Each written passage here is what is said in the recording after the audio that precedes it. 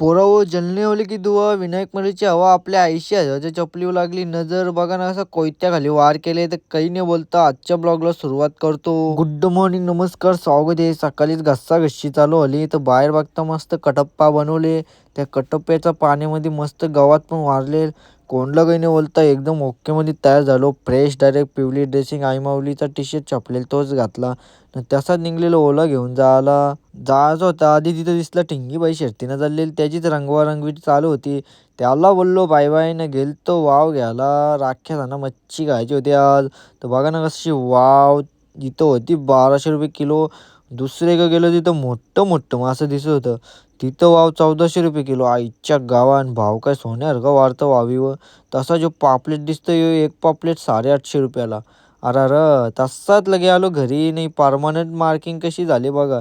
तसाच डॉगेश भाई आराम करी त्याला डिस्टर्ब करणार होतो पण जाऊन दे बोलू. गोटी कल्टी मार बाहेर होत्या गाड्या धावीत. इकडं बघा ना कशा एक दोन लगेच तिकडं लावलेली दोन दोन धावून ठेवले आणि दोन धावाधावी चालू होती.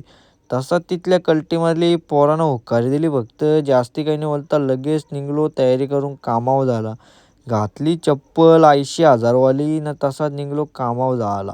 सध्या परिस्थिती डाऊन आहे तर फाटलेलं पॅन्ट घालायला लागतं. तसाच कामावर पोचलो घेतला त्यांच्यापेक्षा बेल्ट न कामावर आतमध्ये गेल्या गेल्या बघता होतो काही मोठा पंखा लावले.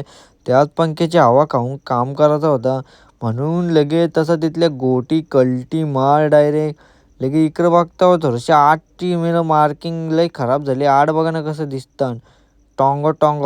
तसंच आपल्या 80,000च्या चपली कंची तरी नजर लागली. बघ ना असं कोयत्याचा वार केले. जलनेवाले की दुआ विनायक मालीची हवा. तसाच घरी येताना बघता होतं बावऱ्या भाई आलता गुलाल घेऊन. त्यांना बोललो अभिनंदन भेटू उद्याच्या ब्लॉगमध्ये. तर